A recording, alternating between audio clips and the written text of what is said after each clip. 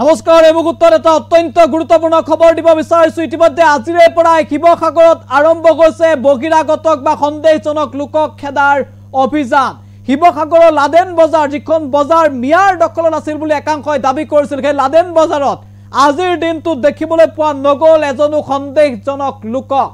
7 দিনৰ সময়সীমা দল সংগঠনে বান্ধি দিছিল আৰু আজি পুৱাৰ ভাগত দল সংগঠনে লাদেন বজাৰ অভিযান চলাইছিল কিন্তু লাদেন বজাৰত প্ৰথমবাৰৰ বাবে এজনো সন্দেহজনক লোকক দেখিবলৈ পোৱা নগল শিৱসাগৰত এক প্ৰকাৰৰ শিৱসাগৰত এই মুহূৰ্তত সন্দেহজনক লোকৰ বিৰুদ্ধে অভিযান আৰম্ভ কৰিছে দল সংগঠনে আৰু যি লাদেন বজাৰ সেই লাদেন বজাৰৰ নাম এই মুহূৰ্তত সলনি কৰিবলৈ চৰকাৰ প্ৰশাসনক দাবী দল সংগঠনৰ উজনি অসমত মিয়াৰ বিৰুদ্ধে ইতিমধ্যে 7 দিনৰ সময়সীমা বান্ধি দিছিল দল সংগঠনে আৰু তাৰ পাছতে লাদেন বজাৰত সন্দেহজনক লোক আজি দেখিবলৈ পোৱা নগল খালি হৈ পৰিল তেওঁলোকে যত দোকান দিছিল একাংশ লোকে সেই দোকান পোখাৰ আজি বন্ধ হৈ পৰিল তাৰ এজনো সন্দেহজনক লোকক দেখিবলৈ নাপালে দল সংগঠনে বিগ আপডেট এনি টক্সৰ দৰ্শকৰ বাবে শিৱসাগৰত সন্দেহজনক লোকৰ বিৰুদ্ধে অভিযান এক প্ৰকাৰৰ আৰম্ভ হৈ গল আজিৰ দিনটোৰ পৰাই শিৱসাগৰৰ লাদেন বজাৰ এৰিলে সন্দেহজনক নাগৰিক এজনো সন্দেহজনক নাগৰিক নাই লাদেন বজাৰ আজি লাদেন বজাৰ দেওবাৰে দেখিবলৈ পোৱা নগল সন্দেহজনক নাগৰিকক পূৰ্বে দেওবাৰৰ দিনটোত তাত বজাৰ বহে কিন্তু আজি বজাৰ খেৰেঙা শিৱসাগৰ লাদেন বজাৰ নাম সলনিৰ দাবী দল সংগঠনৰ ৰমু চলিহাৰ নামেৰে নামাকৰণ কৰাৰ দাবী উত্থাপন হৈছে বজাৰখনৰ দৃশ্যাংশ আমি এই মুহূৰ্তত দেখাব বিচাৰিছো পুৱাৰ ভাগত দল সংগঠনে অভিযান চলাইছিল য'ত আজি একেবাৰে খেৰেঙা দেখিবলৈ পোৱা গ'ল য'ত কেৱল মাত্ৰ থলুৱা যিসকল লোক তেওঁলোকে আজি বজাৰ দিছে থলুৱা লোকসকলে শাক পাচলি বিক্ৰী কৰিছে থলুৱা লোকসকলৰ পৰা থলুৱা লোকে আজি শাক পাচলি কিনিছে কিন্তু তাত কোনো বহিৰাগত বা সন্দেহজনক লোকক দেখিবলৈ পোৱা নগল শিৱসাগৰত এখন হৈছে লাদেন বজাৰ এই লাদেন বজাৰত আজি পূৰ্বৰ নিচিনা ভিৰো নাইকিয়া হ'ল দল সংগঠনৰ সক্ৰিয়নিৰ পাছতে এক প্ৰকাৰৰ খালী হৈ পৰিল লাদেন বজাৰ আৰু এই মুহূৰ্তত দল সংগঠনৰ নেতৃত্বৰ প্ৰতিক্ৰিয়া আছে আগ্ৰহ সন্ত্ৰাসবাদীৰ নামত শিৱসাগৰত বজাৰ খুলিব নোৱাৰিব শিৱসাগৰত যিখন দেওবৰীয়া বজাৰ এই বজাৰখন এছাম সন্দেহযুক্ত নাগৰিকে লাদেন বজাৰ বুলি কৈ গোটেই এটা প্ৰচাৰ চলাই পেলালে গতিকে আজি আপোনালোকৰ সংবাদ মাধ্যমৰ জৰিয়তে শিৱসাগৰ পৌৰসভালৈ আমাৰ এটা দাবী শিৱসাগৰত নগৰত থকা এই কৃষক বজাৰখনৰ নাম প্ৰয়াত সংগ্ৰামী নেতা প্ৰণৱজিৎ চলিহা সোঁৱৰণী কৃষক বজাৰ নামেৰে নামাকৰণ কৰিব লাগিব প্ৰথম কথা দ্বিতীয় কথা হৈছে আমাৰ যিখন সংগ্ৰাম আমাৰ যিখন যুঁজ এই যুঁজখন হিন্দু আৰু মুছলমানৰ মাজত হোৱা যুঁজ নহয় এই যুঁজখন হৈছে খিলঞ্জীয়া আৰু অনা অসমীয়া আৰু অনা খিলঞ্জীয়াৰ মাজত হোৱা এখন যুঁজ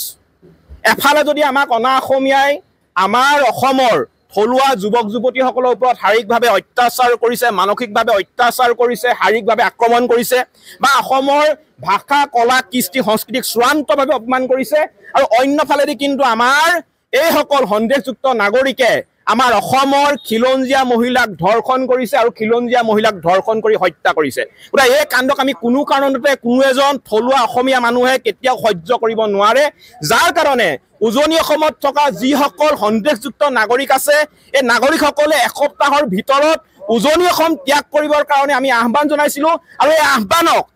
আহ্বানক উজনি অসমৰ খিলঞ্জীয়া ভূমিপুত্ৰ যিসকল মুছলমান মানুহ আছে প্ৰতিজন মুছলমান মানুহে সমৰ্থন কৰিছে কিন্তু এই ঘটনাত কোনোবা ৰাজনৈতিক এটা মহলে ধৰ্মীয় মেৰুকৰণ কৰিবৰ কাৰণে চেষ্টা কেতিয়াও যাতে নকৰে আমি সকীয়াই দিছোঁ দ্বিতীয় কথাটো হৈছে আমাৰ স্পষ্ট কথা যে এই মাতৃভূমিত অনাদি অনন্ত কাললৈ খিলঞ্জীয়া মানুহৰ প্ৰভুত্ব থাকিব লাগিব আধিপত্য থাকিব লাগিব অসমৰ ভাষা কলা কৃষ্টি সংস্কৃতিয়ে চিৰদিন চিৰকালৰ কাৰণে উচ্চ স্থানত জিলিকি থাকিব লাগিব অসমৰ সম্পদৰ অধিকাৰ ভূমি অধিকাৰ অসমীয়া মানুহৰ হাতত থাকিব লাগিব আৰু আমাৰ অসমৰ খিলঞ্জীয়া বাই ভনীসকল সুৰক্ষিত হৈ থাকিব লাগিব সেইটো কাৰণে সংগ্ৰাম কৰা হৈছে আৰু আমাৰ নিজৰ স্থিতিত আমি অটল যে এসপ্তাহৰ ভিতৰত উজনি অসমত থকা যিসকল সন্দেহযুক্ত নাগৰিক আছে তেওঁলোকে উজনি অসম ত্যাগ কৰক প্ৰথম কথাটো হ'ল যে আচলতে অপৰাধীৰ কোনো জাতি নাই কোনো ধৰ্ম নাই আৰু এটা কথা স্পষ্টভাৱে আমি ক'ব খোজো যে শিৱসাগৰৰ বিশেষকৈ যিসকল খিলঞ্জীয়া মুছলমান লোক আছে আটাইতকৈ আচলতে এই যিসকল পূৰ্ববংগীয় সন্দেহযুক্ত যিসকল বাংলাদেশী মিয়া বুলি আমি কৈছোঁ আচলতে এই মিয়াখিনিৰ পৰা আচলতে আটাইতকৈ যদি ক্ষতিগ্ৰস্ত হৈছে আমাৰ খিলঞ্জীয়া যিসকল মুছলমান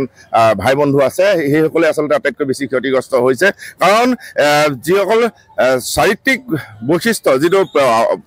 অপৰাধ প্ৰৱণতাটো আচলতে এই মিয়াসকলৰ চাৰিত্ৰিক বৈশিষ্ট্য আৰু তেওঁলোকৰ এই অপৰাধ প্ৰৱণতাৰ বাবে আচলতে খিলঞ্জীয়া মানুহখিনিলৈও কেতিয়াবা সন্দেহৰ আঙুলি তোৰ খায় গতিকে এই ক্ষেত্ৰত আমি এটা কথা স্পষ্ট কৰি দিব বিচাৰিছোঁ যে যিসকল পূৰ্ববংগীয় সন্দেহযুক্ত বাংলাদেশী নাগৰিক আছে সেই সমূহ নাগৰিক আচলতে এই উজনি অসমৰ পৰা তেওঁলোকে প্ৰস্থান কৰিব লাগিব আমি ইতিমধ্যেই এসপ্তাহ সময়সীমা আমি বান্ধি দিছোঁ আৰু এসপ্তাহৰ ভিতৰত আমি শিৱসাগৰৰ প্ৰতিটো প্ৰান্তলৈ সদু টাইমছ অফ ট্ৰণ্টাই আমি গৈ প্ৰতিটো প্ৰান্তত আমাৰ যিসকল খিলঞ্জীয়া লোক আছে সেই খিলঞ্জীয়া লোকসকলক আমি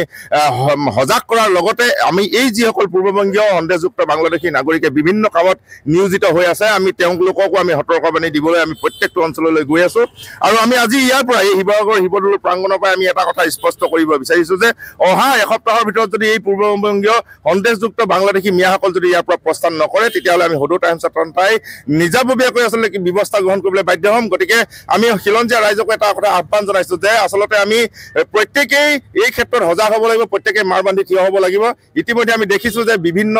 ইটা ভাটা লোহাৰ ডেম বা অন্যান্য পকা মিস্ত্ৰী বা খেতি বাতিৰ পৰা আৰম্ভ কৰি বিভিন্ন কামত আমাৰ খিলঞ্জীয়া লোকসকলে এই সন্দেহযুক্ত নাগৰিকসকলক বিভিন্ন কামত নিয়োগ কৰিছে গতিকে আমি ৰাইজক আহ্বান জনাইছোঁ যে নিজৰ কাম নিজে কৰিবলৈ আপোনালোকে আগবাঢ়ি আহক আৰু এই সন্দেহযুক্ত নাগৰিকসকলক আপোনালোকে যিকোনো পৰ্যায়ত যিকোনো কাৰণত আপোনালোকে তেওঁলোকক যাতে কোনো কামত নিয়োগ নকৰে আৰু তেওঁলোকক ভাড়াঘৰ দি বা থকা মেলাৰ কিবা ব্যৱস্থা কৰি তেওঁলোকক যে আশ্ৰয় নিদিয়ে আমি তাৰ বাবে আপোনালোকক আহ্বান জনাইছোঁ আৰু এটা কথা ঠিক যে আমি দেখিছোঁ যে যিসকল পূৰ্ববংগীয় সন্দেহযুক্ত নাগৰিক আছে এই নাগৰিকসকলে আচলতে বিভিন্ন ধৰণৰ অপৰাধজনিত কামত তেওঁলোকক আমি দেখিবলৈ পাওঁ যে গৰু চোৰ ছাগলী চোৰৰ পৰা আৰম্ভ কৰি নাৰী দেহৰ ব্যৱসায়ৰ পৰা আৰম্ভ কৰি ড্ৰাগছৰলৈকে আচলতে গোটেই এই যিবিলাক অপৰাধজনিত কাৰবাৰ আছে এই গোটেই অপৰাধজনিত কামসমূহত তেওঁলোক আচলতে তেওঁলোকক আমি জড়িত থকা দেখোঁ গতিকে খিলঞ্জীয়া ৰাইজৰ ভৱিষ্যত সুৰক্ষাৰ স্বাৰ্থত আচলতে আজি আমি এই পদক্ষেপ ল'বলগীয়া হৈছে আৰু আমি ইয়াৰ পৰা পোনপটীয়াকৈ আমি চৰকাৰক আহ্বান জনাইছোঁ যে তেওঁলোকে এই যিসকল সন্দেহযুক্ত নাগৰিক আছে এই সন্দেহযুক্ত নাগৰিকসকলক বিতৰণ কৰা এটা উচিত পদক্ষেপ গ্ৰহণ কৰক সন্ত্ৰাসবাদীৰ নামত শিৱসাগৰত বজাৰ খুলিব নোৱাৰিব শিৱসাগৰত যিখন দেওবৰীয়া বজাৰ এই বজাৰখন এচাম সন্দেহযুক্ত নাগৰিকে লাডেন বজাৰ বুলি কৈ গোটেই এটা প্ৰচাৰ চলাই পেলালে গতিকে আজি আপোনালোকৰ সংবাদ মাধ্যমৰ জৰিয়তে শিৱসাগৰ পৌৰসভালৈ আমাৰ এটা দাবী শিৱসাগৰত নগৰত থকা এই কৃষক বজাৰখনৰ নাম প্ৰয়াত সংগ্ৰামী নেতা প্ৰণৱজিৎ চলিহা সোঁৱৰণী কৃষক বজাৰ নামেৰে নামাকৰণ কৰিব লাগিব প্ৰথম কথা দ্বিতীয় কথা হৈছে আমাৰ যিখন সংগ্ৰাম আমাৰ যিখন যুঁজ এই যুঁজখন হিন্দু আৰু মুছলমানৰ মাজত হোৱা যুঁজ নহয় এই যুঁজখন হৈছে খিলঞ্জীয়া আৰু অনা অসমীয়া আৰু অনা খিলঞ্জীয়াৰ মাজত হোৱা এখন যুঁজ এফালে যদি আমাক অনা অসমীয়াই আমাৰ অসমৰ থলুৱা যুৱক যুৱতীসকলৰ ওপৰত শাৰীৰিকভাৱে অত্যাচাৰ কৰিছে মানসিকভাৱে অত্যাচাৰ কৰিছে শাৰীৰিকভাৱে আক্ৰমণ কৰিছে বা অসমৰ ভাষা কলা কৃষ্টি সংস্কৃতিক চূড়ান্তভাৱে অপমান কৰিছে আৰু অন্যফালেদি কিন্তু আমাৰ এইসকল সন্দেহযুক্ত নাগৰিকে আমাৰ অসমৰ খিলঞ্জীয়া মহিলাক ধৰ্ষণ কৰিছে আৰু খিলঞ্জীয়া মহিলাক ধৰ্ষণ কৰি হত্যা কৰিছে গতিকে এই কাণ্ডক আমি কোনো কাৰণতে কোনো এজন থলুৱা অসমীয়া মানুহে কেতিয়াও সহ্য কৰিব নোৱাৰে যাৰ কাৰণে উজনি অসমত থকা যিসকল সন্দেহযুক্ত নাগৰিক আছে এই নাগৰিকসকলে এসপ্তাহৰ ভিতৰত উজনি অসম ত্যাগ কৰিবৰ কাৰণে আমি আহ্বান জনাইছিলোঁ আৰু এই আহ্বানক উজনি অসমৰ খিলঞ্জীয়া ভূমিপুত্ৰ যিসকল মুছলমান মানুহ আছে প্ৰতিজন মুছলমান মানুহে সমৰ্থন কৰিছে কিন্তু এই ঘটনাত কোনোবা ৰাজনৈতিক এটা মহলে ধৰ্মীয় মেৰুকৰণ কৰিবৰ কাৰণে